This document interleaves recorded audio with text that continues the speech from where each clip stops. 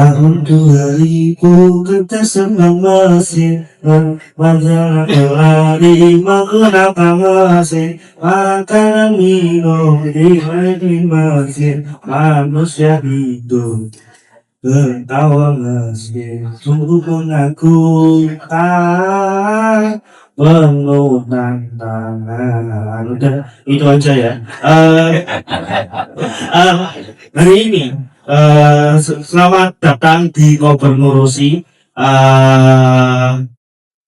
Ini episode 2 ya teman-teman ya. Di mana kami atau saya sebagai moderator yaitu Wahyu Hidayat Yono Putra atau kalian bisa panggil saja Iyo akan membawakan tema yaitu memahami lingkungan.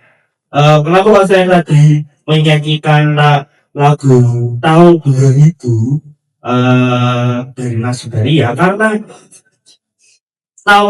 lagu tersebut adalah lagu yang paling visioner di mana mereka bikinnya mungkin 1999 ya, mungkin di Desember saya nggak tahu, tapi yang jelas lagu itu sangat menggambarkan apa yang terjadi di zaman sekarang. Mungkin kita langsung saja. Di sini ada Bapak Kabit, Bapak Adi, lalu Bapak Kiflan, Bapak Arif dari kemitraan, ada apa tuh teman favorit kita Mas Bayu Al-Baihaqi yaitu perwakilan dari Ngobar itu sendiri, dan saya nanti ada Bapak Adi itu dari Kabit dari Dinas Lingkungan Hidup juga. Nah, maka dari itu ini ada beberapa orang yang sangat memahami atau yang sering berkecimpung di apa tuh daerah lingkungan atau lingkungan hidup, dan juga apalagi kita tahu sendiri di Pekalongan itu isu yang paling salah satu yang paling sensitif adalah isu sampah. Gak cuma isu sampah, juga ruang hijau yang bisa menghasilkan bahan oksigen. Nah, kita perlu mendengar pendapat atau apa yang bisa kita serap dari mungkin dari Pak Adi selaku kepala bidang apa sebelumnya kalau bidang dari kepala bidang pencegahan kesehatan dan keselamatan dari pengelolaan ekonomi. Kalau dari Bapak Adi sendiri di kemitraan sebagai apa? Tim leader. Untuk tim leader AF tim leader. Kalau Mas Bayu sendiri sebagai pemuda Pekalongan yang peduli dengan lingkungan.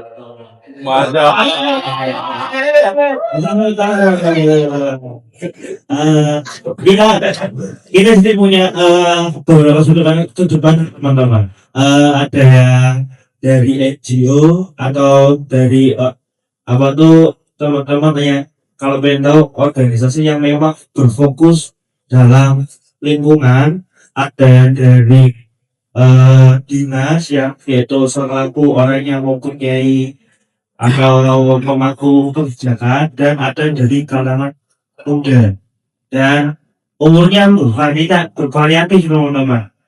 Jadi kita bisa tahu ternyata banyak kok yang bisa kita dengarkan dari pembicaraan ini. Mungkin bisa kita langsung saja, saya mulai dari Bapak Adi selaku perwakilan dari DLH atau Dinas Lingkungan Hidup.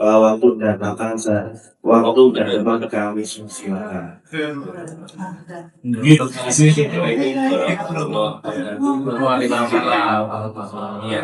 Nanti Pak Arif dengan hadir, kemudian Mas Bayu, Ya sudah pernah hadir.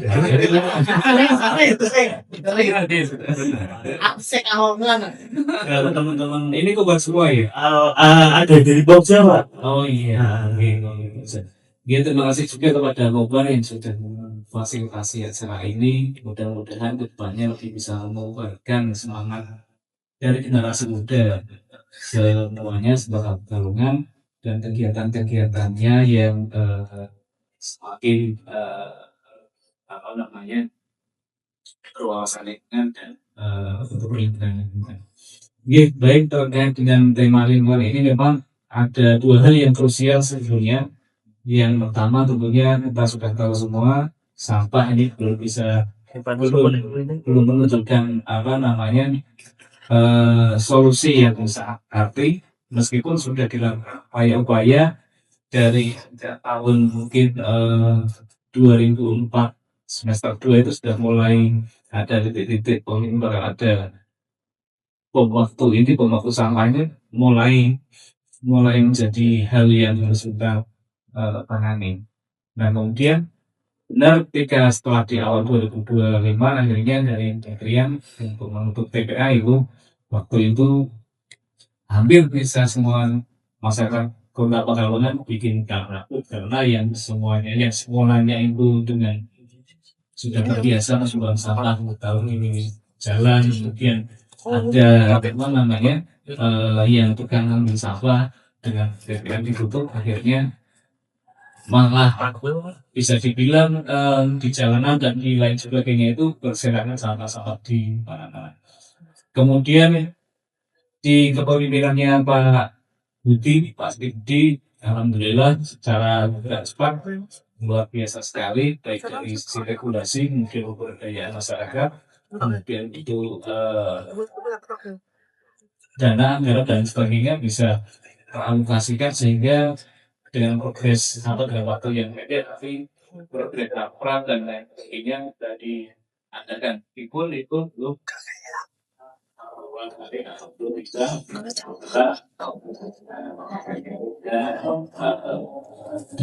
masih awal ya.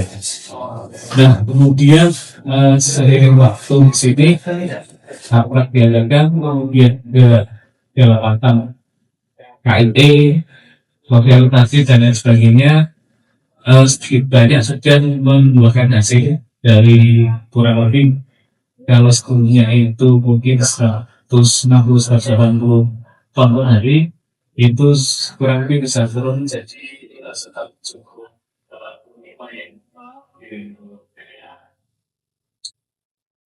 dan semakin kita perbanyak TKS 3R seperti yang sudah di pemerintahan TKS 3R di Harjo itu menjadi satu pionir kemudian disusul dengan TKS 3R atau TKS yang lain ini mudah-mudahan bisa membawa solusi yang berarti untuk sampah.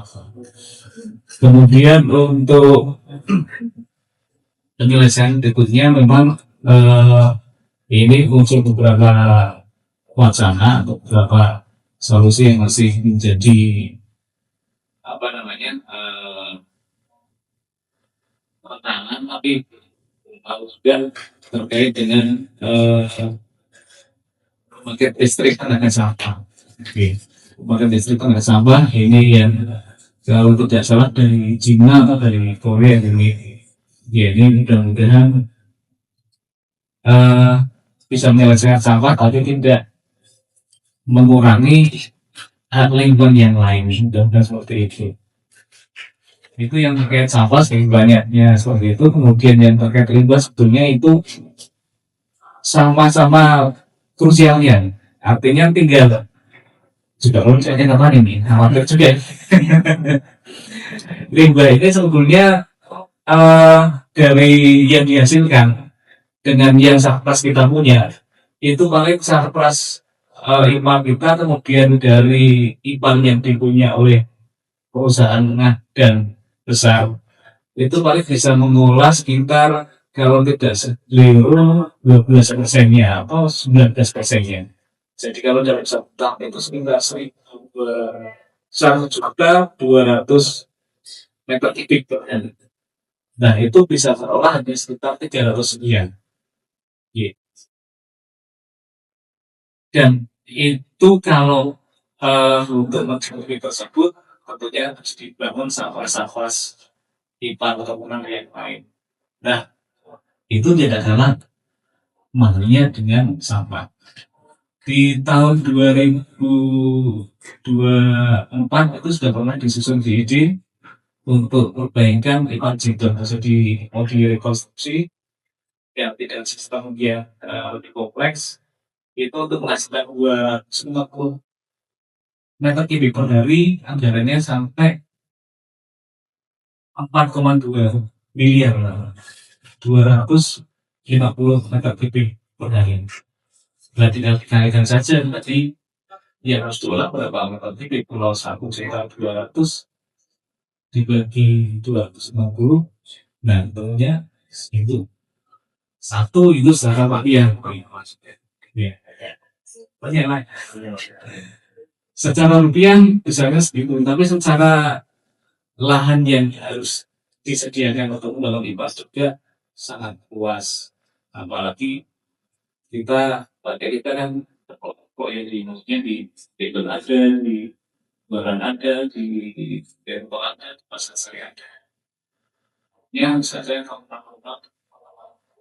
itu ya ini juga kalah besarnya. Di samping itu tren anggaran ke sini semakin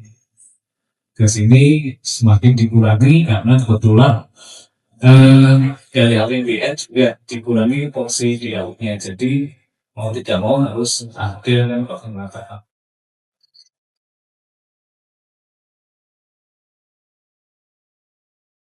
masalah tersendiri ketika banyak masalah yang harus diselesaikan yang mestinya bisa cover dengan paling tidak support banyaknya adalah di APBN ya, kemudian yang tidak kalah penting adalah ini soal lingkungan itu tidak hanya di cover ditangani oleh pemerintah, juga masyarakat dan seluruh warga Pekalongan itu tentunya bisa berkontribusi meskipun tidak mengubah ya bisa dengan memulai dari diri sendiri untuk bagaimana menjaga kebersihan, bagaimana untuk menjaga penghijauan, polusi dan lain sebagainya, itu yang bisa diberikan untuk sumbangsinya terhadap lingkungan di Pekalongan. Mungkin sebagai pendalaman seperti itu nanti lebih selanjutnya bisa berdiskusi dan bisa kita bincang-bincang untuk mempertahankan ataupun mengeluarkan pertanyaan yang ingin kita berikan. Kemudian juga terima kasih. Assalamualaikum warahmatullahi wabarakatuh. Terima kasih Pak Adi. Memang saya bisa menyimpulkan ternyata memang dalam apa itu menjaga lingkungan memang tidak bisa hanya menuntut pemerintah atau kita juga punya hak dan juga punya andil dalam menjaga pemerintah. Itu kenapa banyak perkumpulan atau sekumpulan orang yang hadir untuk memperbaiki lingkungan atau setidaknya mencegah lingkungan. Namun itu akan menjadi perbincangan kita di segmen berikutnya teman-teman. Dan mungkin itu saja saya silakan menunggu pesan-pesan berikut ini. Hati-hati ya teman-teman ya. Baik, kembali lagi ke konklusi obat bertutur, ngumpul, berumur, dan sinau. Saya tadi kan saya sudah bilang ya bahwa akan ada sekelompok masyarakat yang berkumpul untuk memperbaiki atau paling tidak mencegah dampak buruk dari lingkungan itu sendiri. Di sini saya ada Pak Arif selaku kepala tim leader ya Pak ya, tim leader dari kemitraan AF, kemitraan AF atau Adoption Fund. Jadi mungkin bisa langsung saja dari Pak Arif, tempat dan waktu saya persilakan. Baik, terima kasih moderator Pak Adi, Mas Bayu, sama teman-teman semua dari Kobar, dari Boja, dari Kampatau, ya. Lagi dalam perjalanan. Oke, balik ya. Oh iya, itu mau balik banyak lembaga. Iya, secara umum saya senang ya karena ada kepilihan dari teman-teman kaum muda yang selama ini untuk isu lingkungan mungkin tidak terlalu banyak anak-anak muda yang bicara soal lingkungan. Kalau kau bicara soal lingkungan ya yang kulit-kulitnya saja, yang itu banyak hanya untuk konten atau hanya untuk ya senang-senang gitu. Nah, tapi teman-teman kaum muda di Kalongan ini terjun langsung, bahkan saya tahu persis karena banyak kegiatan kemitraan yang terlibat. Itu yang saya suka ya. Dan alhamdulillah juga Mas Liban di Kota Kalongan ini juga sportif, mendukung kegiatan kemitraan, mendukung kegiatan teman-teman kelompok muda Kobar ini. Untuk kemarin yang konkret adalah tani hutan kota Pak ya. Ya, dan kota, sekarang juga mungkin nangani soal sampah, nangani soal mangrove, jadi banyak sekali. Baik teman-teman semua, jadi kalau kita bicara luas sebenarnya sangat luas, dari hulu hilir, dari ujung gunung sampai ke pesisir. Kebetulan proyek AF Pekalongan yang diinisiasi oleh Mitra ini untuk di Pekalongan, konsennya di wilayah pesisir. Jadi hasil kajian kami pada saat itu melihat pesisir di Pantura ini sangat mengkhawatirkan. Dari riset, terus kemudian kajian literasi, kajian diskusi beberapa pihak, kemudian kita menunjuk bahwa sepertinya pesisir memang perlu ditangani dengan serius. Ketika kita bicara soal pesisir, banyak faktor. Antara lain di alamnya juga manusianya. Bahkan di manusianya ada persoalan sosial, ada persoalan ekonomi, budaya, macam-macam. Nah, setelah kami lihat, ternyata isu perubahan lingkungan yang dalam saat ini adalah perubahan iklim itu sangat mempengaruhi kehidupan manusia. Bahkan kalau kita tidak siap, maka yang terjadi adalah mungkin akan banyak masalah di kehidupan manusia ini. Sehingga yang terjadi apa? Kami berpikir manusia harus beradaptasi. Kalau tidak beradaptasi, pilihannya dua.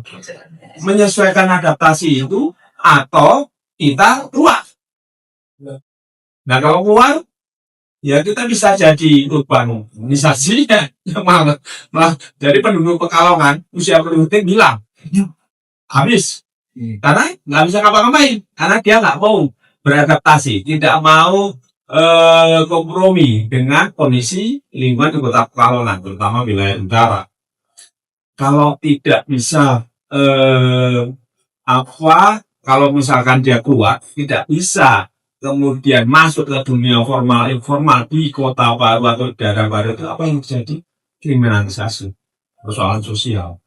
Bisa jadi dilihat di trennya sekarang itu, apakah penduduk Pekalongan itu yang keluar berapa banyak? Paling konkret adalah yang jadi TKI berapa banyak, yang jadi TKW berapa banyak, yang keluar kota misalkan yang paling dekat adalah Jakarta dan Semarang berapa banyak? Apakah orang Pekalongan bisa diterima semua? Ditampung semua di sektor di kota-kota itu? Belum tentu. Kalau belum tentu bagaimana? Ini persoalan sosial. Sehingga pemerintah, terutama pemimpin kota Pekalongan harus memikirkan adaptasinya bagaimana. Nah, ketika kita bicara adaptasi, perlu ada penyesuaian. Karena faktanya manusia itu harus beradaptasi. Karena di dalam teorinya bahwa siapa yang bisa beradaptasi maka dia bisa bertahan.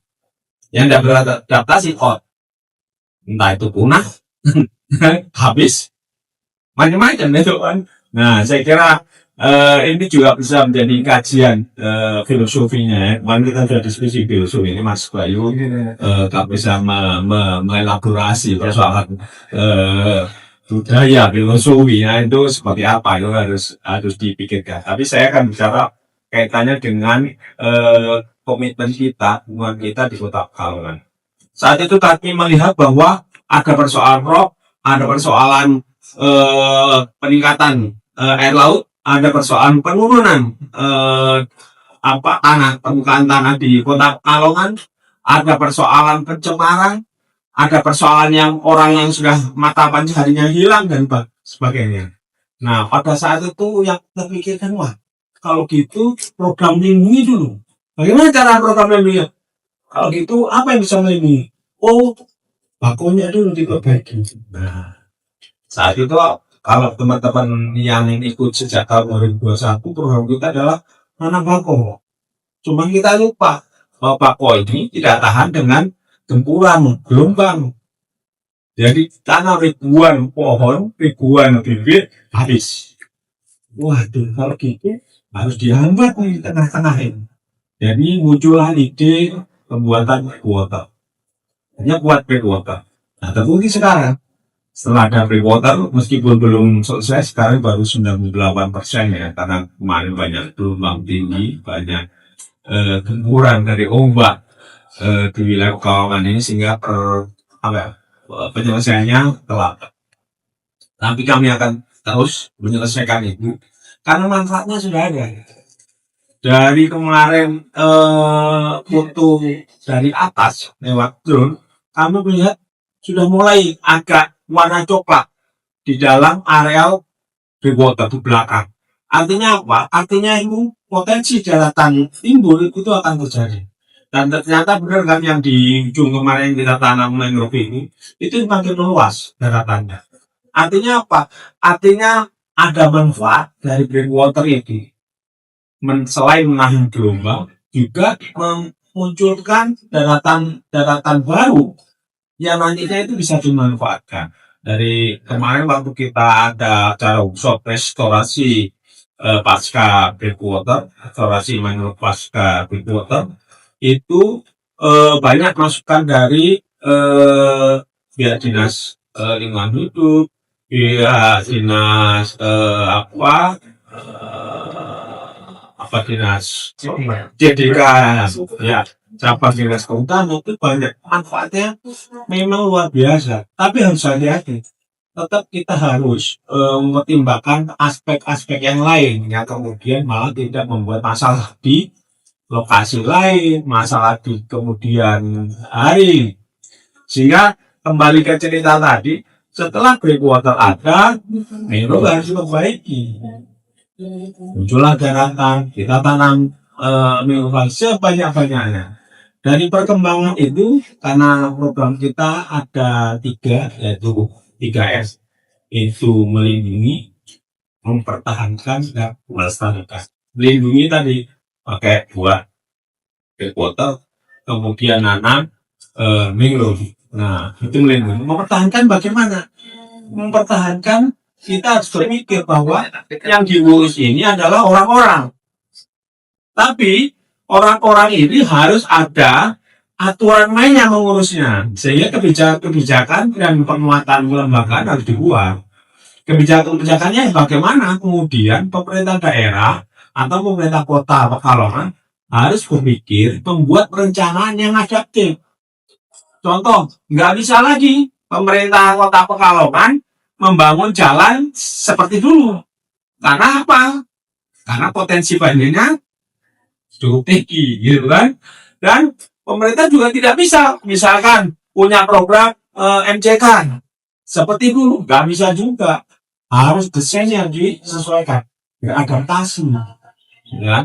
Termasuk tadi yang disampaikan Pak di pengelolaan sampah. Dalam pengelolaan sampah sudah tidak kayak dulu lagi. Kita punya 3R kalau tidak menyelesaikannya. Jadi bagaimana sampah yang ada ini karena ada persoalan banjir, ada persoalan limbah, pencemaran dari usaha batik, itu harus dikelola dengan baik dan diangkut dengan baik. Tadi sampaikan ipalnya harus bagaimana, instalasi pembuangan air limbahnya bagaimana. Harus clear, karena kalau tidak, bikin masalah. Karena mungkin ketika air yang tercemar itu meresap ke tanah, maka permukaan air baku yang bisa gunakan untuk kehidupan sehari-hari terjadi pencemaran. Kami sudah teliti di beberapa lokasi, itu pencemaran timbulnya sangat tinggi. Jadi BB-nya tinggi. Terus pencemaran amonia tinggi. Kenapa? Karena air laut masuk ke WC. Ya, septic tank yang naik, kotorannya menyebar. Terjadilah pencemaran amonia. Yang terjadi apa? Yang terjadi adalah tambak masyarakat nggak bisa dipakai untuk melihara ikan. Kalau ikannya hidup, tidak akan besar. Kalau ikan juga nggak bisa dimakan. Karena kandungan amonianya tinggi. Atau kandungan timbulnya tinggi. Jadi kalau ini berlarut-larut, jangan kaget. 10 tahun, 15 tahun yang akan datang, ada banyak bayi-bayi yang lahir karena cacat. Karena apa? Karena ada logamnya tadi. Jadi ini sebenarnya tidak remeh. Ini sangat serius. Dan kita makanya komitmen untuk itu. Kembali ke tadi, bahwa ngurusin orang-orang, manusia harus pakai kebijakan. Sehingga kebijakan-kebijakan pemerintah harus berorientasi pada adaptasi perubahan iklim. Nah, kita bentuk kelompok-kelompok, misalkan Jogja, perubahan iklim di kelurahan sampai kabupaten, bahkan sampai provinsi. Untuk apa sih? Untuk mensinergikan kegiatan-kegiatan program-program itu bisa fokus pada penanganan masyarakat yang terdampak karena perubahan iklim. Kemudian tadi kan melindungi, memanfaatkan, dan terakhir dalam melestarikan ini agak berat. Karena kita harus berpikir bahwa masyarakat yang terdampak itu harus adaptif. Nah, ketika dia adaptif, harus dipikirkan mata pencarian barunya bagaimana. Karena petani yang belum punya tanahnya udah tenggelam. Ya kan? Terus kemudian tambaknya, nah, bisa dibuat tambaknya tercemar. Ibu-ibu yang bisa jualan di rumah, di warung, nggak bisa lagi karena banjir. Jadi aspek sosial, ekonominya sangat terganggu. Ibu-ibu nggak bisa kayak dulu misalkan bisnis apa, usaha apa misalkan, nggak bisa lagi. Anak-anak, coba bayangkan anak di sana, sekolahnya rutin tidak? Jangan-jangan ketika banjir, anak-anaknya nggak sekolah karena sekolahnya tenggelam, bukan tenggelam, apa kebanjiran, ya kan? Anak-anak yang biasa main nggak bisa main, apa yang terjadi? Larinya ke gadget, ya kan? Jadi perubahannya, anak-anak tidak kenal dengan temennya di kampung itu karena banjir, nggak bisa berinteraksi. Apalagi kehidupan beragama, masjidnya banjir, orang nggak bisa sholat berjamaah. Jadi banyak persoalan yang akan dihadapi. Untuk itu kemudian kita harus berpikir adaptasinya. Nah, salah satunya adalah misalkan kemitraan, berpikir bagaimana untuk mengembangkan penghidupan baru. Contohnya apa? Yang dulunya bertani, yang nggak bisa nanam, sekarang coba bertani dengan cara yang lain. Hidroponika, ya kan? Pakai vertikal farming kan, ya kan? Tanaman merambat atau tanaman bersusun yang tidak menggunakan tanah langsung.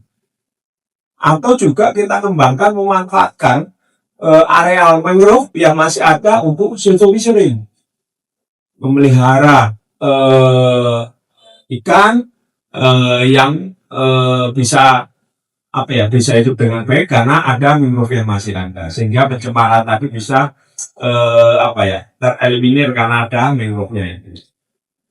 Mungkin usaha batik. Nah, ini juga satu pengalaman yang pahit ya, yang ini sering kami kampanyekan ke luar. Kaitannya adalah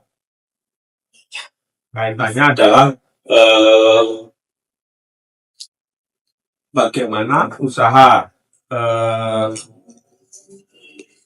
Ya, Pak.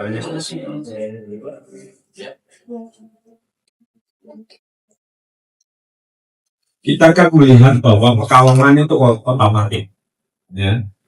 Jadi kita juga tahu bahwa industri batik berkontribusi melakukan pencemaran yang pakai bahan kimia. Untuk itu kita berpikir tidak tercemar, tapi batik masih ada. Jadi karena kota Pekalongan benchmarknya adalah batik. Untuk itu kita pikir bahwa perlu ada usaha batik yang tidak melakukan pencemaran, maka muncul batik ekologis. Nah, ini sebenarnya juga ada filosofinya. Kenapa batik ekologis? Ya karena kita ingin mempertahankan kearifan lokal, usaha masyarakat yang sudah ada, tetapi tidak melakukan pencemaran. Lewat apa? Nah, setelah kami lihat pencemarannya itu dari pewarnaan, dari proses pembuatan. Akhirnya pembuatan batik ekologis itu menjadi salah satu cara untuk mengurangi pencemaran dengan pewarnaan alami, dengan proses-proses yang tidak banyak menggunakan bahan kimia. Ya tentunya harganya mahal karena prosesnya agak panjang, agak rumit. Tetapi itu tidak salah, namanya bisnis pasti ada pangsa pasarnya. Nah untuk itu karena ini harga mahal maka pangsa pasarnya ya harus keluar. Tidak bisa kayak misalkan orang biasa beli yang harga satu kemeja harga 60-100 ribu mungkin agak mahal dikit. Tetapi paling tidak itu bisa mengurangi pencemaran tadi, menyelesaikan masalah-masalah ini. Jadi banyak upaya-upaya yang kita lakukan termasuk bagaimana penanganan sampah, sehingga kemarin kita bantu Pemkot Pekalongan untuk membuat pengelolaan sampah yang 3R tadi. Bahkan tahun 2026 ini kami juga support untuk TPST ini dengan adanya hanggar. Dan kemarin kami diskusi pada saat rakor di rakor kemitraan di Jakarta, saya cerita dan responnya cukup bagus di manajemen kemitraan, apalagi teman-teman yang punya proyek yang di luar kalau sangat antusias melihat bagaimana kita memanage program dengan baik dengan upaya-upaya yang sudah dilakukan oleh pemerintah, masyarakat, teman-teman yang ada di Pekalongan. Satu hal yang mereka berkontribusi untuk menyelesaikan lebih baik lagi sampah adalah dicontohkan ada salah satu konsultan kemitraan yang terjadi Kepulauan Seribu, Pak. Jadi kenapa di Kepulauan Seribu sampahnya terkelola dengan baik? Ternyata mereka punya alat yang bisa membuat sampah plastik menjadi solar. Ini bukan hal baru, tapi kalau dimanage dengan baik akan menjadi salah satu solusi dan bisnis baru. Dan kemarin saya nonton di YouTube, ada di Batam, ada seorang bapak-bapak yang sudah melakukan. Tapi ini sudah jelas mesinnya ada, harga mesinnya 250 juta. Ya. Tapi ini bisnisnya lumayan. Karena apa? Kan gini, di Kepulauan Seribu, alat transportasi utamanya apa? Perahu. Solarnya dari mana? Ya nantinya dari plastik itu. Ya, jadi pasarnya masih ada. Nah, kenapa kita tidak coba di sini? Karena yang Pekalongan supaya kita cari atau kita tanya mereka, solarnya dari mana, Pak? Bagi solar mungkin kadang-kadang kan tidak. Kenapa dari produksi sendiri? Itu kan mungkin ada pengusaha Pekalongan yang berminat. Bahkan saya bilang, kemarin saya dibilang gini, mari kalau butuh speknya dan bagaimana bisa hubungi saya. Cari aja dah pengusaha atau pemilik kalau punya uang urunan 250 juta ke saya, nanti kita pasangkan, udah jadi bisnis baru. Itu kurang saya karena ini diskusi terbuka, jadi saya sebenarnya berminat, cuma nggak ada waktu untuk berdebat. Tapi beliau sanggup dan bersedia kalau memang berminat. Bahkan kemarin kalau mau ya udahlah kami cari duit dulu saya. Artinya Pak Kiri teman-teman ya Bapak Ibu semua, dalam penyelesaian masalah itu harus ada jalan keluar ekonomisnya. Kalau tidak nggak bisa. Lalu tadi plastik bermasalah kan, tapi kalau itu dilihat sebagai satu usaha yang menghasilkan uang, kenapa tidak? Orang Indonesia sukanya mutu. Jadi misalkan mangrove. Kalau kita hanya bicara mangrove, tanam-tanam, masuk apa untungnya? Ini ada bisnisnya. Apa bisnisnya? Bibitnya bisa dijual. Di Pantura ini tidak banyak orang yang memberikan mangrove. Uangnya ada. Kemarin mitra itu 2.000 satu bibit. Besok ini teman-teman April kalau nggak salah itu kita penaan 30.000. Saya tanya sama teman-teman mitra, sudah ada bibitnya? Dia catat. Nah, kan peluang. Bisa jadi orang Demak, orang Brebes, ya itu butuh. Karena Pemda juga, daerah juga nggak punya dana cukup besar untuk membuat pembibitan. Kenapa nggak kita manfaatkan? Ini peluang bisnis. Peluang bisnis yang lainnya adalah propagulnya bisa digunakan pewarna batik, ya kan? Ketika kita mendorong ada batik ekologis, pasti akan tanya, gimana dong stabilitas bahan baku ketersediaannya? Oh iya, kenapa tidak disediakan? Jadi bisnis baru. Jadi teman-teman dalam melihat persoalan yang dihadapi ada ketika kita beradaptasi adalah salah satunya adalah melihat ada peluang bisnisnya atau tidak. Tapi didorong agar ada peluang bisnisnya. Jadi waktu saya dulu jadi konsultan di Kabupaten Lombok Barat itu juga gitu. Pada saat itu kota paling kotor, hanya banyak kotoran kuda. Kenapa? Karena kendaraan lokal itu masih ada. Bupatinya bingung. Sudah 2 tahun programnya enggak ada berhasil, masih kotor. Pada saat saya diminta untuk memberikan input, kira kosong bilang buat pakai pupuk. Apa hubungannya Pak pakai pupuk? Gini, pabrik pupuk itu pasti butuh bahan baku. Bahan bakunya dari kotoran kuda itu. Jadi Bapak buat pabrik pupuk sediakan call makeup, ya parkir di terminal atau parkir di pasar, sediakan timbangan dan duit 5 kilo kotoran kuda dari 5.000. Dan ketika itu dilakukan, apa yang terjadi? Usir-usir dokar itu pakai patungan sendiri untuk kuda. Bahkan kudanya kalau nggak keluar kotoran malah disuruh-suruh keluar. Karena ada duitnya itu. Kuda itu paling tidak satu hari itu minimal 30 kilo. Kotorannya. Iya. Waduh. Itu kayak kuda sapi keboi 30 kilo. Nah, ya kan? Kalau itu dimanfaatin. Terus Pak, terus pabrik pupuk itu kan daerah Lombok Barat ini kan pariwisatanya maju. Hotel banyak. Hotel itu salah satunya kebutuhan bunga, tanaman, taman itu cukup tinggi. Pasti dia pupuk. Dan benar, pupuk itu satu plastik yang 10 kiloan itu harganya 50.000. Duit lagi, usaha baru lagi. Jadi kita juga akan melihat di sini, Ibu Kalongan, teman-teman, kalau jeli apa sih yang kita bisa lakukan itu untuk mengembangkan satu usaha dengan dengan menguntungkan terkait dengan kondisi lingkungan yang malah sebenarnya dilihat orang jadi tantangan, jadi masalah.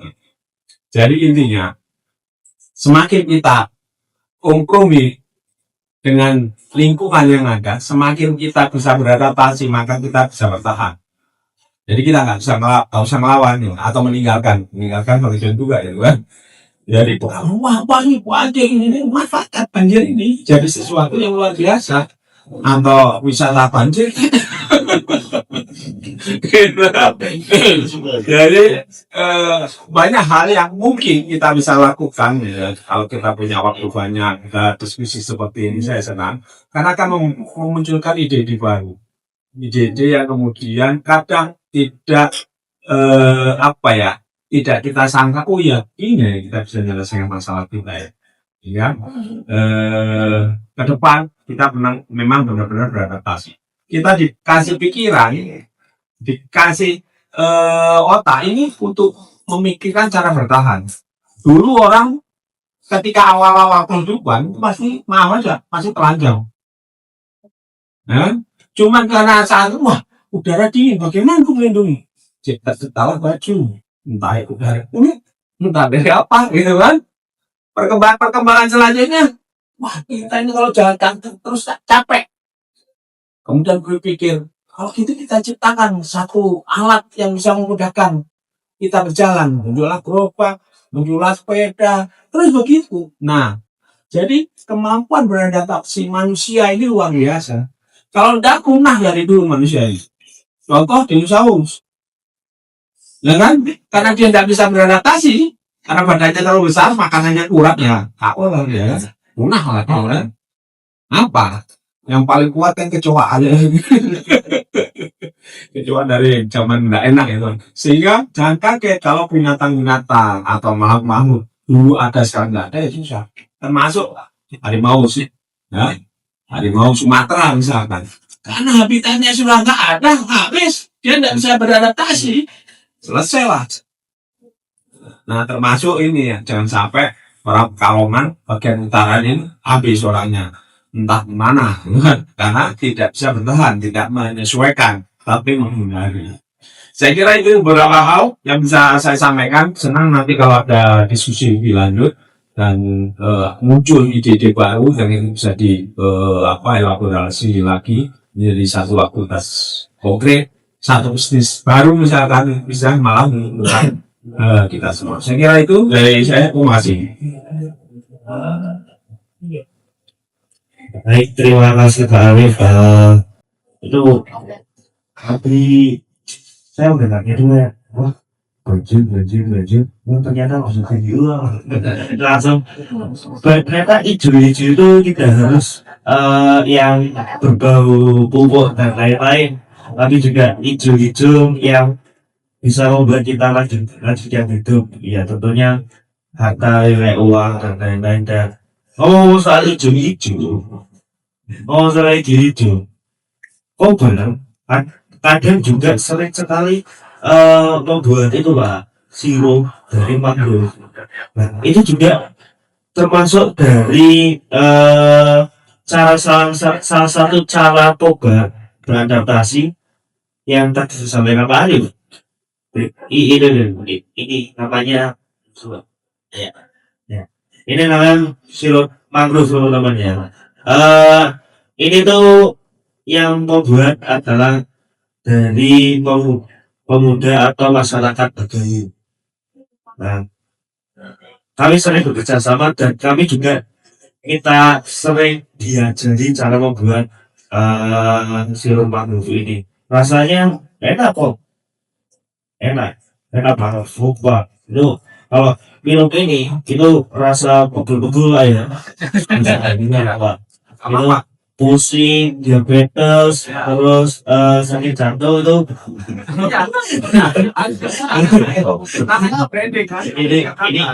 Ini itu ya kalau ya.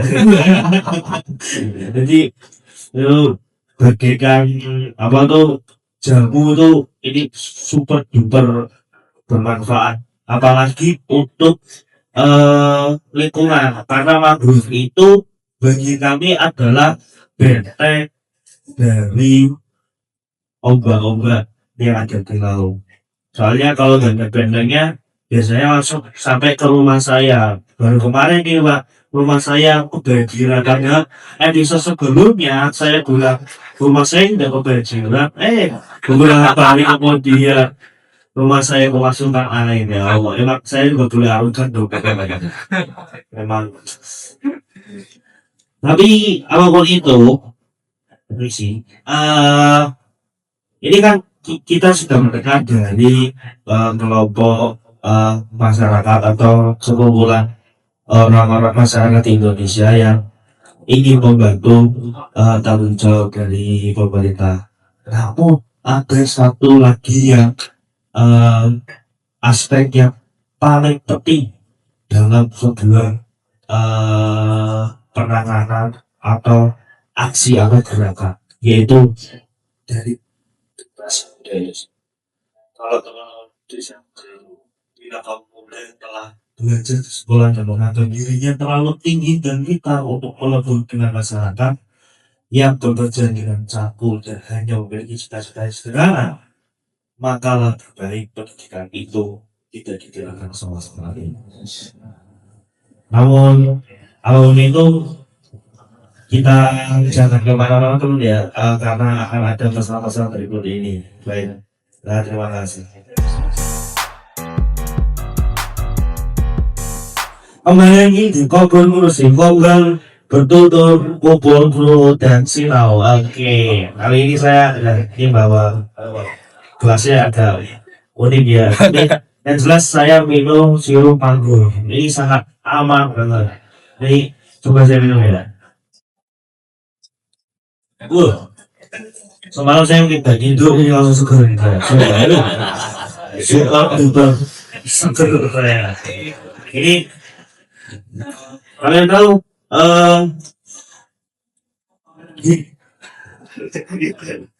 kalian tahu ini apa? Pak Prabowo, kenapa Pak Prabowo sampai sekarang masih bugar? Itu sirup mango. Hello, banyak penonton besar yang merasa aku tidak bisa melanjutkan hidup kalau tidak minum sirup mango. Enak banget. Saya tahu itu agak berlebihan mari ya sebenarnya. Tapi yang begitu, nah, nanti kan saya bilang ya, ada apa tuh aspek terpenting dalam sebuah gerakan teman-teman ya. Itu tuh aspeknya paling krusial karena aspek yang bisa melanjutkan dan bisa mewariskan dari aspek sebelumnya, yaitu aspek dengan generasi muda. Generasi muda itu selain seperti korban kolaborasi aksi generasi muda. Dan gak cuma kota saja, ada Pom PI, ada WCD, kalau di nasional ada Greenpeace, ada Walhi, banyak. Ada yang paling terkenal itu seperti Padawara, banyak generasi muda yang sepertinya mulai menyadari bahwa kalau lingkungan di masa saya saja sudah rusak, atau lingkungan yang saya tempati saja sudah banyak yang tidak layak ditinggali, lalu bagaimana dengan lingkungan yang akan ditinggali generasi setelah saya? Banyak yang menyadari seperti itu teman-teman. Mungkin bisa langsung saja ke teman koholi kita, Mas Bayu Albayhaqi. Tempat dan waktu kami silakan. Terima kasih Mas Yon. Assalamualaikum warahmatullahi wabarakatuh. Saya buka dengan sebuah pertanyaan. Menurut kalian, apa kurang dari ujian lingkungan? Ukuran dari ujian lingkungan itu seperti apa? Coba tanyakan ke diri sendiri dan diri saya tentunya. Ketika pembahasan dari pemateri sebelumnya, akhirnya kita sepakat tuh bahwa ternyata yang belum ada itu mulai habit atau kebiasaan di masyarakat. Ribuan perda mereka sudah mengeluarkan bahwa terkait lingkungan, terkait buang sampah pun ada perdanya. Yang aneh, temuan saya di jalan, orang buang sampah di bawah larangan buang sampah.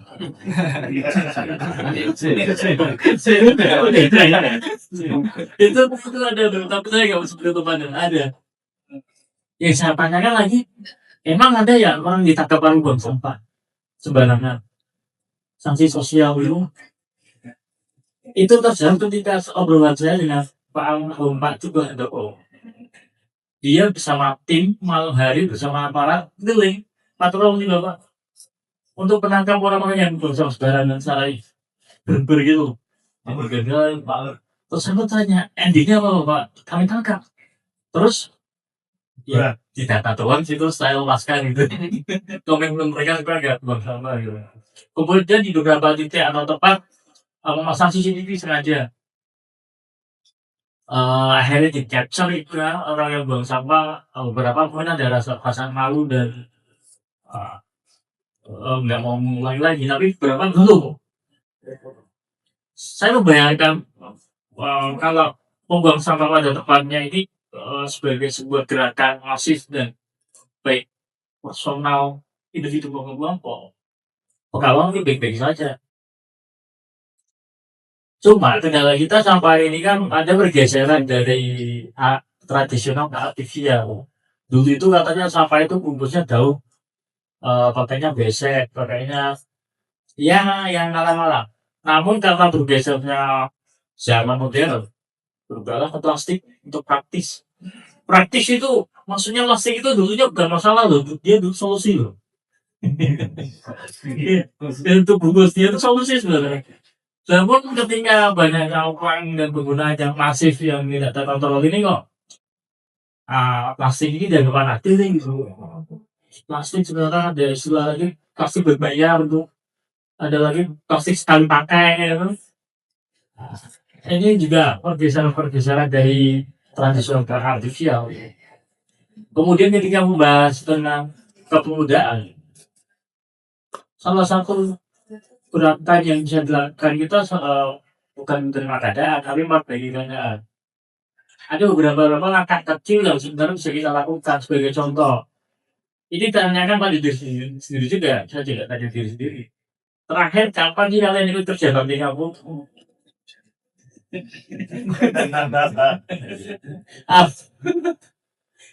Itu kan ya lingkungan media lingkungan tuh kerja bakti itu. Tiap minggu RT RW pengumuman di musola tuh kumpul gitu. Yang kita lakukan hanya nyempil bolak-balik sama TKN doang. Ambil gorengan.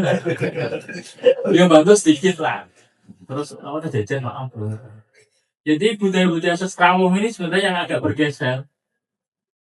Anehnya pemuda sekarang justru aktif di daerah lain bukan di daerahnya. Gengsi apa kenal tetangga pak? Coba tanya ke tetanggamu siapa gitu. Mungkin beberapa nggak bisa karena kita tidak kedekatan dengan lingkungan rumah. Tapi di luar karena ada perasaan semangat kolektif bahwa gerakan ini tidak sendiri. Contohnya ada Bogor ini teman-teman ini kan ada kota dan kabupaten. Awalnya kami tidak saling kenal, tapi kegerakan kami memang dari resah dengan lingkungan. Akhirnya besok ini terus sih. Ayo kan bareng-bareng mulailah kita mulai kebiasaan. Ada aturan kok acara kobar tuh berangkat bersih pulang bersih kok.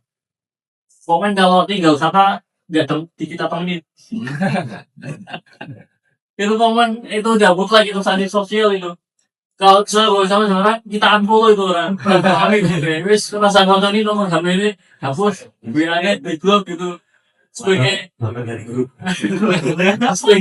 upaya yang kita jalankan bahwa perwakilan kita tuh ketika di tempat lain pun bisa menjadi cerminan gitu. Tas saya isinya sama plastik sedotan kalau boleh dicek. Itu dalam rangka kalau ada misalnya saya buat sesuai tempatnya gitu ya, meskipun ini jam waktu diangkut tiga bukan ya mobil pun ini nggak bila sama juga saya tanyakan itu ini ngapain sih tapi itu bukan rahasia orang tahu tuh ya. Sekarang kita membahas saya pernah mengikuti orang yang model bersama. Ini pengalaman nyata.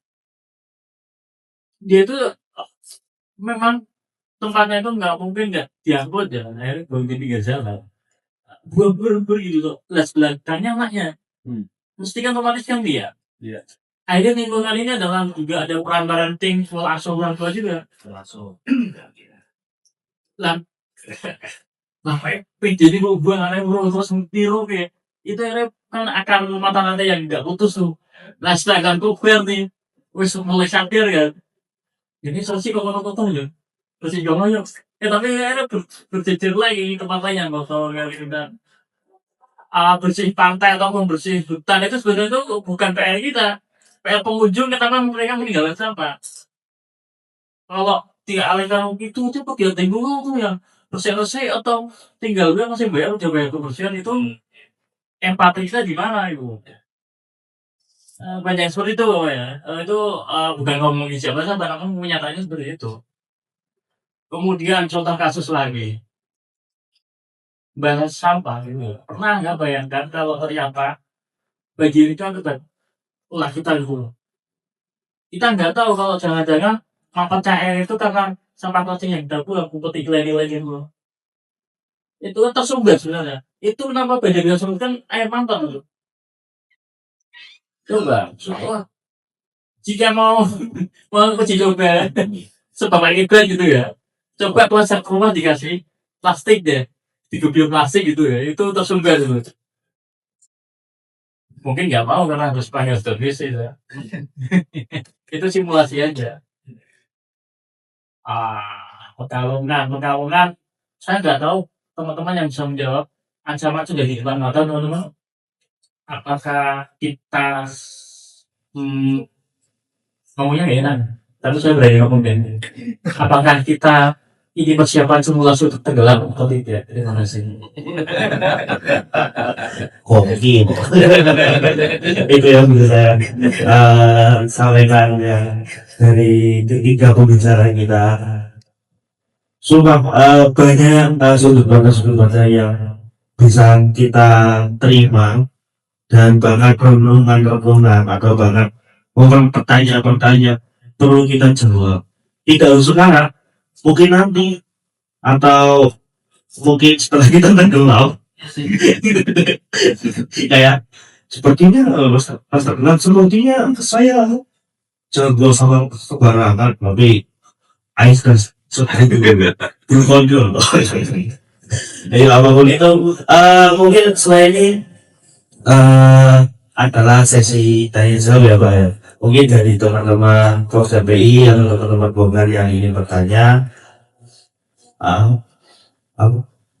ya yang ingin bertanya bisa menanyakan beberapa dari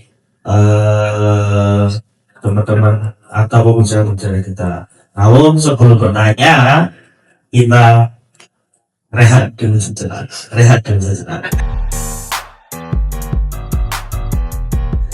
Kembali lagi di Kober Produksi Kober Bertutur Opol Ruhu Sinau.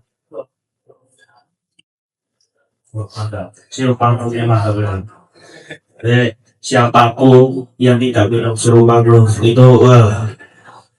itu kalau puasa istilahnya bentuknya sirup mangrove.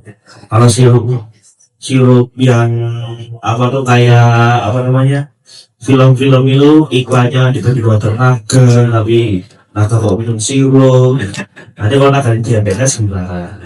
Nah, repot itu. Terus tadi dokternya ya, aduh dia naga. Tapi sebenarnya tadi saya janjikan kalian terbuka 3 pertanyaan untuk mungkin bebas mau spesifik ke Pak Fahri, mau spesifik ke Bapak Adi, atau mau spesifik ke Mas Bayu. Kami atau mau dijegal aja, wah jawab satu-satu ya Pak ya. Ayo jalan aja ya. Nggak singkat. Ayo mungkin itu ya teman-teman. Mungkin ada relawan yang mau bertanya dari mungkin Mas Arul.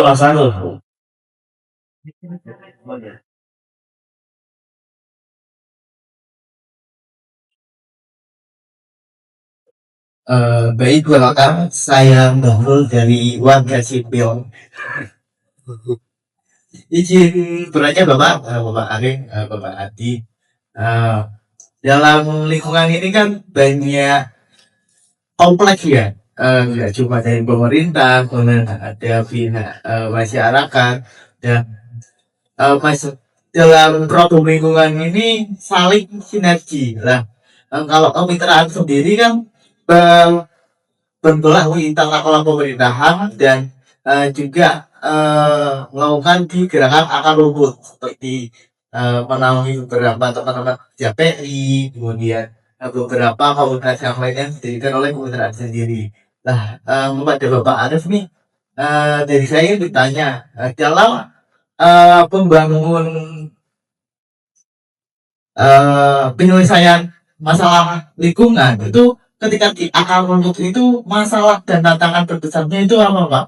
Kalau di akar rumput ini di masyarakat masalah terbesarnya itu secara umum itu apa? Yang teman-teman kobar atau teman-teman yang ada di sini itu tahu. Nah, kemudian kalau Pak Adi itu sebagai eh, pejabat publik, nah kalau tantangan besar sebagai pejabat publik itu apakah di undang-undangnya ataukah di anggarannya atau apa sebagai masalah terbesarnya sehingga mungkin nanti bisa jadi apa ya entah dari pemuda atau dari yang lain itu bisa sinergi nantinya seperti itu sih terima kasih. Mas Budi udah.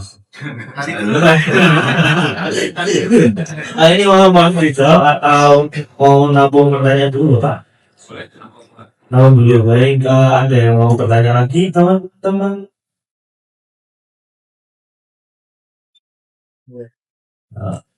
Ini dia.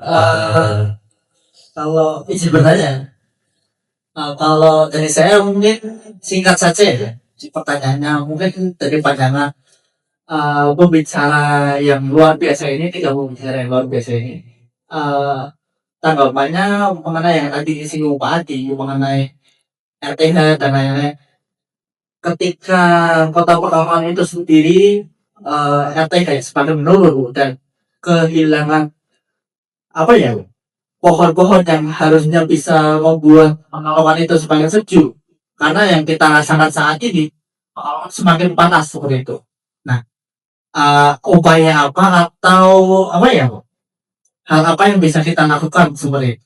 Karena mengingat kita bisa membeli apapun dengan uang, tapi kita tidak bisa membeli usia pohon itu sendiri, tidak bisa membeli waktu itu sendiri seperti itu. Contohnya kan dulu kita punya hutan mangrove yang begitu luar biasanya seperti itu, dan dengan seenaknya dibabat seperti itu, sedangkan mangrove jenis rhizophora dan lain-lain itu menunggu biar bisa dipanen itu 10 sampai 15 tahun, sedangkan pohon-pohon yang lain juga seperti itu. Terima kasih. Terima kasih Mas Yuda. Mungkin itu pertanyaan dari mana ujinya Mas?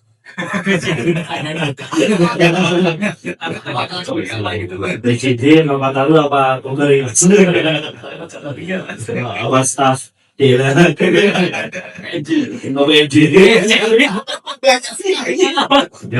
satu orang baik itu dulu friend. Mungkin satu lagi dari salah satu warna penanya lagi dong ya. Ada yang mau bertanya lagi? Dari siapa Mas? Iya, dari Mas Bayi.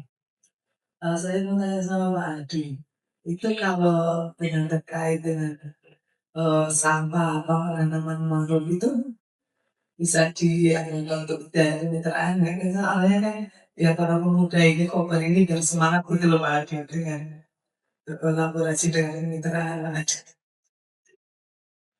Kalau dengan Pak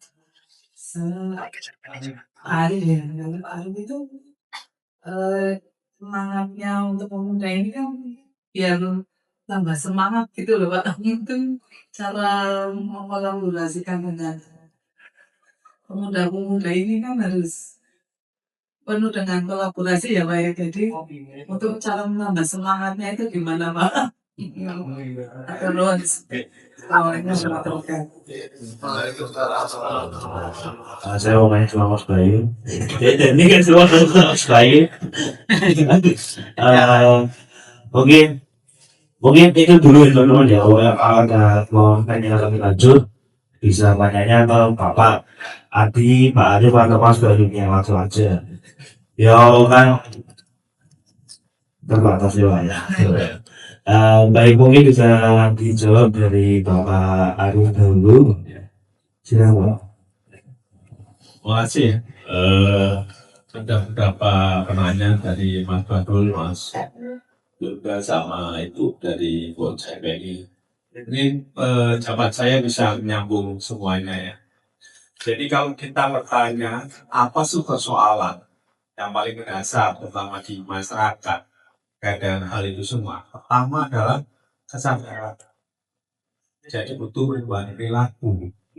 seperti yang pernah kita diskusikan dulu, eh, kesadaran dari manusia itu ada beberapa hal.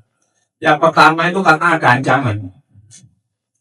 Ketika ada roh, ketika banjir, wah iya ya, masalahnya ini sampah ini nyumbal di saluran pembuangan.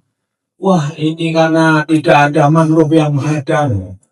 Jadi kan ada ancaman itu. Makanya orang kemudian sadar, wah kalau gitu goro-goro saluran dibersihkan. Wah kalau gitu kita harus nanam mangrove. Karena ada ancaman. Itu satu.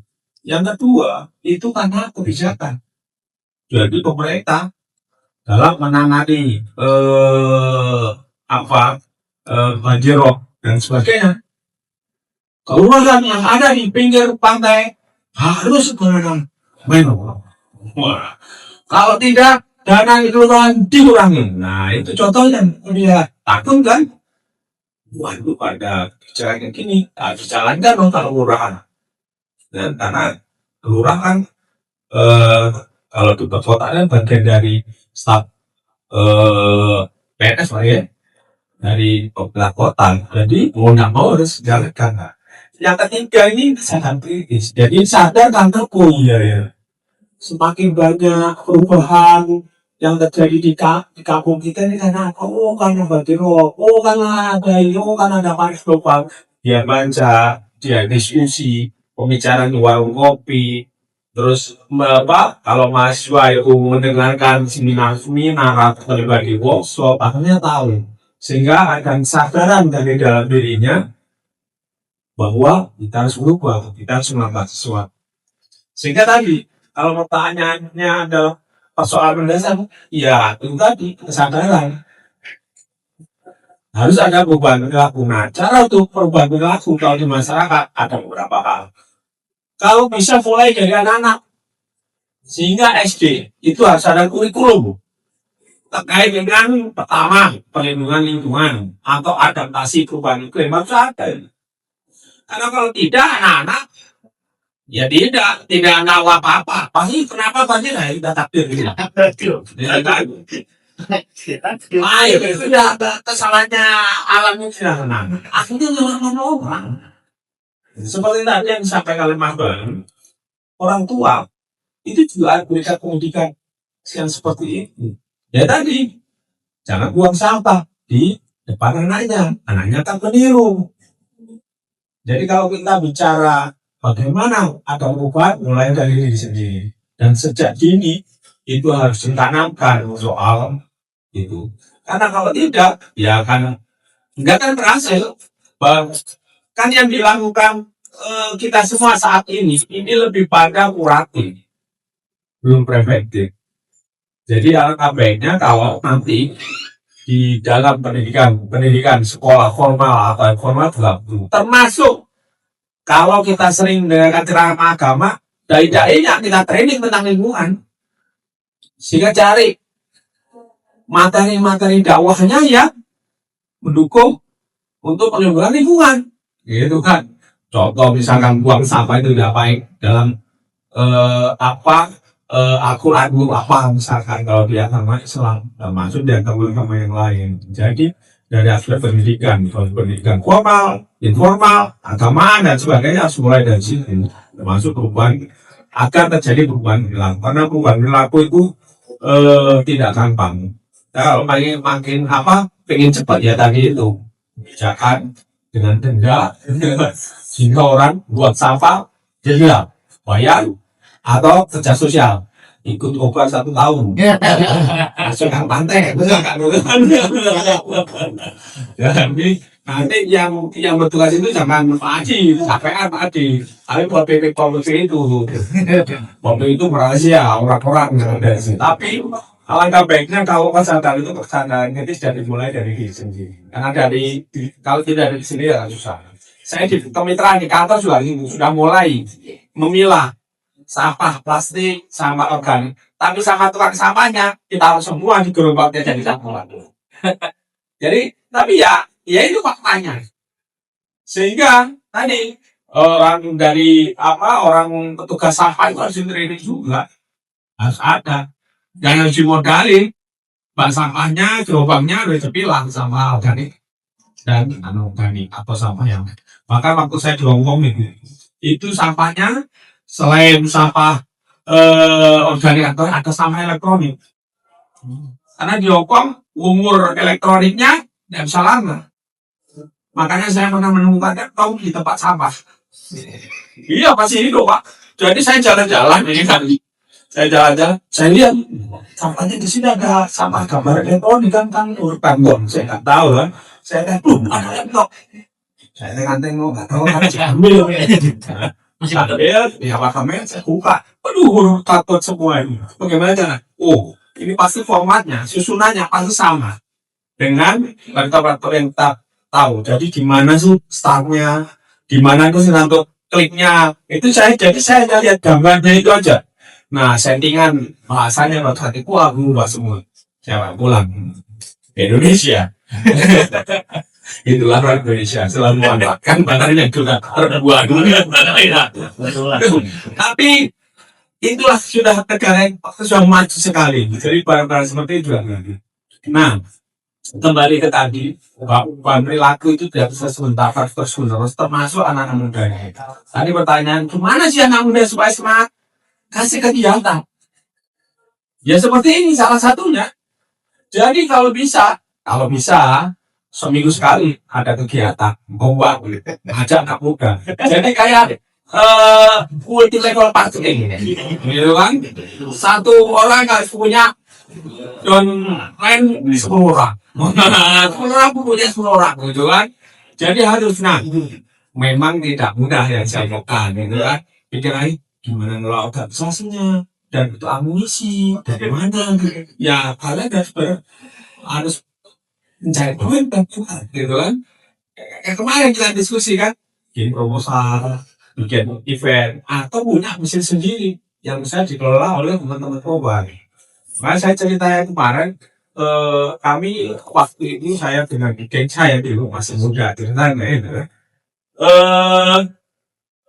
punya kalian macam-macam gitu kan. Ada yang memang jago mendaki, ada yang jago bikin kopi, bikin mie instan, ada jago yang punya data apapun karena dia minta cari data. Akhirnya kita mikir ini kalau kita enggak kenal organisasi kita yang panik. Kenapa? Karena yang akan kita lakukan adalah gerakan-gerakan yang tidak menghasilkan uang. Akhirnya teman yang tadi pintar bikin kopi, bikin mie itu kita urunan buat kafe. Kan kecil-kecil. Dulu waktu itu konsumennya nggak dapat sendiri, lama-lama berkembang. Itu satu. Kedua, teman yang minta cari data itu dia jual informasi.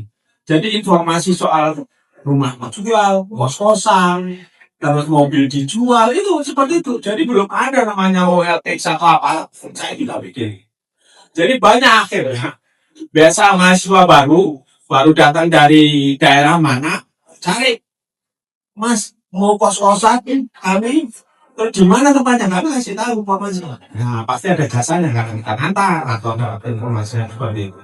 Jadi kuncinya adalah bagaimana kita memanfaatkan potensi kita ya di Kobar ini potensinya apa saja itu yang dimanfaatkan untuk menjadi usaha yang bisa menghidupi organisasi. Karena kalau tidak nggak bisa. Makanya itu kalau pengen organisasi ini berkembang harus ada aktivitas. Aktivitasnya apa? Harus aktivitas paling tidak aktivitas yang menghasilkan uang. Saya nggak yakin. Kobar kok nggak ada aktivitas ekonominya keluar. Ngomong terus. Acara ini beda. Mau bersih ke tempat teh, ongkos ke sana. Dari mana? Gitu kan? Sehingga ada. Aduh. Jadi pikirannya itu di kepala dan di kantong. Kalau pikiran saja kantongnya nggak ada, isinya uang. Gitu kan? Jadi manfaatkanlah sebaik-baiknya potensi yang Anda punya itu yang dikembangkan jadi satu usaha. Tidak mudah kan saya bilang. Saya membangun satu dan saya ini bisa 3 tahun 5 tahun.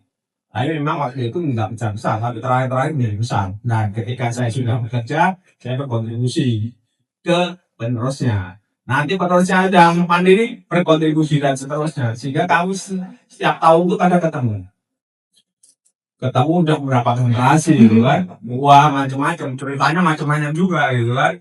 Akhirnya dari cerita itu jadi buku. Bukunya dijual ke ya politisi yang duitnya banyak atau pengusaha-pengusaha itu. Jadi banyak hal lah. Intinya kalau kita punya semangat, punya tekad, punya modal untuk bisa menghasilkan uang, saya kira itu ada salah satu jalan yang terbaik. Begini, acara begini bisa juga kan. Kalau kemudian sekilas info tadi ada iklannya, kan? Ada berita itu kan. Acara ini misalkan bisa besar, kemudian penontonnya jutaan ya kan, juga itu kan masuk YouTube. Wah, itu. Jadi ini salah satu usaha. Tapi paling tidak kita harus berani memulai. Kalau kita memikirkan kegagalan, selamanya tidak akan berhasil. Saya kira itu dari saya. Terima kasih. Ya, Pak. Oke. Berikutnya kami coba menjawab memang betul tadi hal apakah yang paling dasar untuk menyelesaikan kita besok yang disampaikan Pak Alif tadi, sadaran yang diikuti dengan kepedulian. Kalau hanya sadar tanpa action, tanpa peduli, ya punya ibarat orang bangun masih di tempat tidur, tidak apa-apa juga.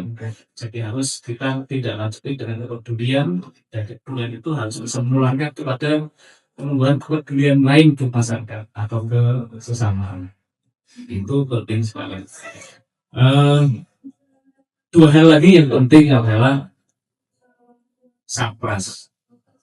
Sapras ini bisa kontribusinya karena walau bagaimanapun untuk penyelesaian masalah apapun itu tanpa adanya sapras bisa dibilang nonsen. Karena untuk bisa menyelesaikan hal dengan relatif cepat dan relatif berdampak, tentunya ini diikuti dengan sapras ya, dengan teknologi yang bisa dibilang maksud gitu.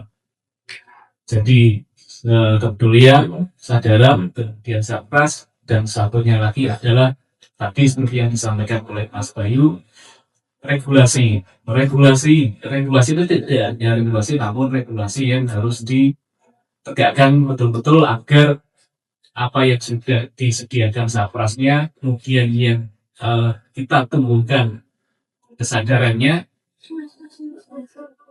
dan regulasi itu yang akan menuntut terus agar kesadaran itu terus eksis, tumbuh dengan baik, sehingga untuk permasalahan lingkungan diharapkan bisa terselesaikan dengan baik. Memang kesadaran ini suatu hal yang sifatnya massal. Mungkin kalau dinilai dari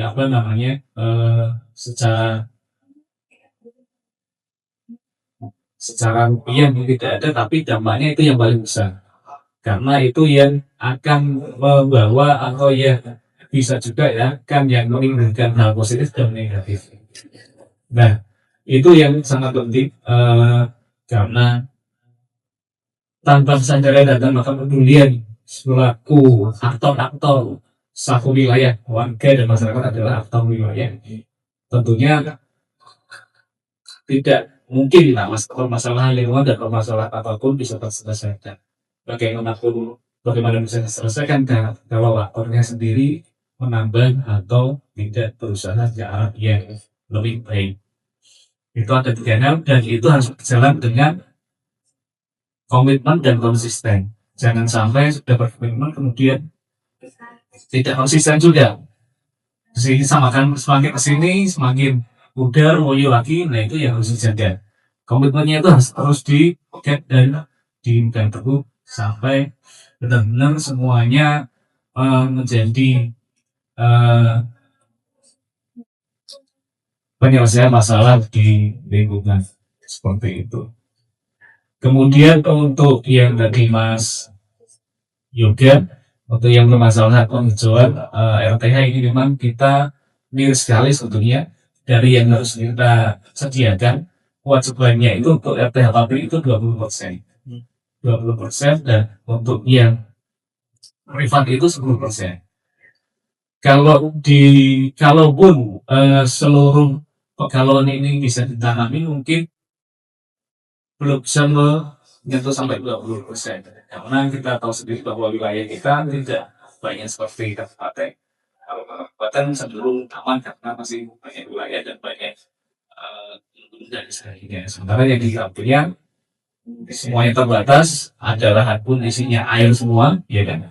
Jadi kita sulit sekali untuk bisa mencapai 20%. Berarti sampai sekarang hanya 2,94%.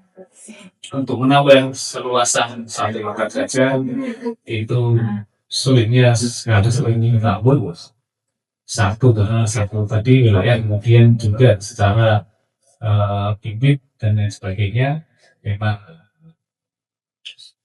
bisa dibilang terbatas. Kemudian yang lebih kehilangan lagi, oke lah kita bisa nanam sekian ribu pohon, kemudian sekian ratus pohon untuk minggu. Yang tidak bisa kita kejar adalah usia pohon tersebut. Bagaimana pohon tersebut sampai tumbuh besar, kemudian memberikan manfaat, menghasilkan oksigen, itu butuh waktu paling tidak 10 tahun ke atas. Nah kalau yang besar seperti itu, kemudian tiba-tiba barangkali ada proyek atau penginisiatifan jalan, pelebaran jalan, itu bisa ditebang dengan mudah, itu kan sangat sayang sekali. Sementara di satu sisi kita harus mengusahakan tidak hanya tanam, namun butuh waktu untuk pohon tersebut berfungsi dengan baik, memberikan fungsinya dengan baik. Itu yang tidak bisa dipilih, meskipun kita bisa melakukan penanaman sebanyak mungkin, waktu itu yang akan menyita atau yang tidak bisa kita langsung kita harapkan manfaatnya. Jadi sebaik mungkin kita masing-masing menjaga kelestarian dan bisa untuk menambah wawasan atau penghijauan di wilayah masing-masing. Kemudian yang dari voucher ini tadi, bagaimana untuk mangrove ini? Mangrove ini alhamdulillah di melalui kemitraan sudah ada kelompok tani yang di KTH Hebat, kemudian ke depan juga tadi inisiasi lagi untuk yang di KTH dan Panjang. Mudah-mudahan dalam waktu dekat ini bisa terwujud, kemudian bisa melaksanakan atau bisa beroperasi dengan segera. Mungkin itu dari kami, selebihnya mohon maaf. Terima kasih. Assalamualaikum warahmatullahi wabarakatuh. Terima kasih Pak Ayu dan terima kasih Pak Adi sudah menjawab pertanyaan dari teman-teman. Mungkin saya minta untuk Mas Bayu untuk post statement Mas Bayu.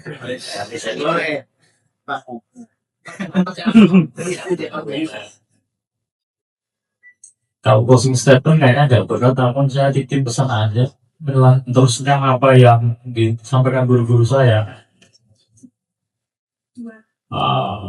Bahwa semua kan ditanya pertanyaan jawabannya kok.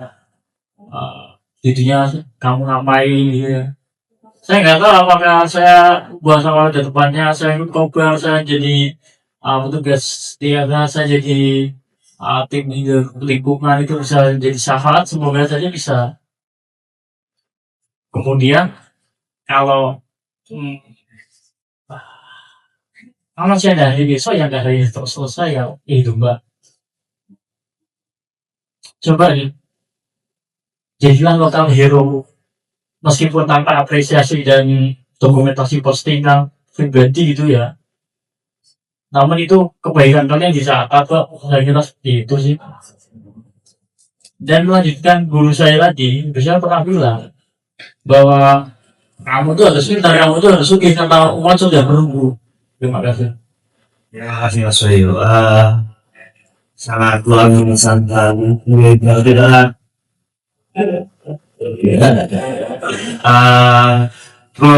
biasa sekali bicara kita kali ini.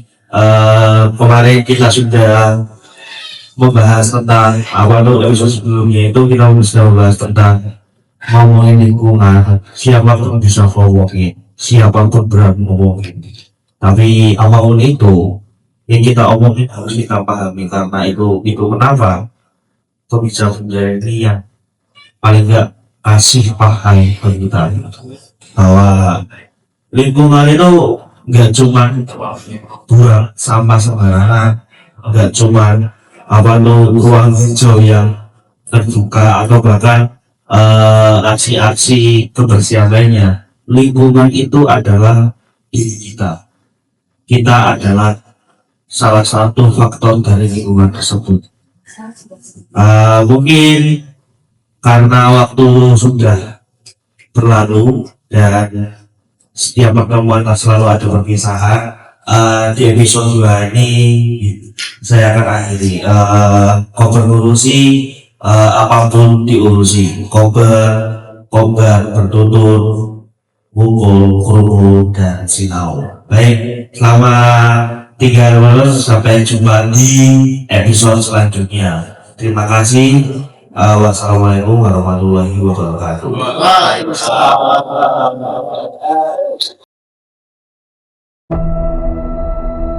Kenapa Anda begitu peduli untuk mengembalikan ekosistem awal? Karena kita butuh, Gus. Ini anugerah Allah, pohon anugerah, tambang anugerah. Mari kita lihat kalkulasi maslahat mafsadatnya. Tidak semua hal harus kita ekstraksi. Tidak semua hal atau anugerah ini menjadi nikmat kita. Ada juga anugerah di muka bumi ini yang menjadi nikmat dan harus kita wariskan kepada anak cucu kita. Bukan begitu. Saya waktu kecil di kampung saya menikmati ekosistem yang baik. Pohon banyak, sawah banyak. Sekarang karena pertambahan penduduk, ekosistem itu hilang. Anak saya tidak lagi bisa menikmati itu. Gus, tidak head to head dibandingkan dengan pertumbuhan penduduk.